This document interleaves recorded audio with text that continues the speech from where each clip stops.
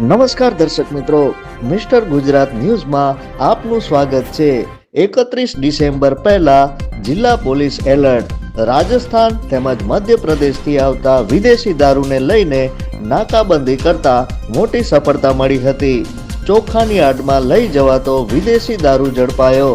800 કટ્ટા ચોખા સાથે 20 લાખથી વધુનો મુદ્દામાલ ઝડપી પાડ્યો। હરિયાણાથી વડોદરા લઈ જવાતું container ઝડપાયું।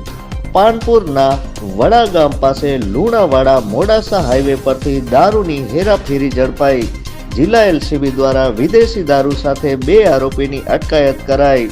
Report by Virbhadrasinh Sisodia. જોતા રહો મિસ્ટર ગુજરાત ન્યૂઝ, સત્યતાની સાથે સ્પષ્ટ વાત। ધન્યવાદ।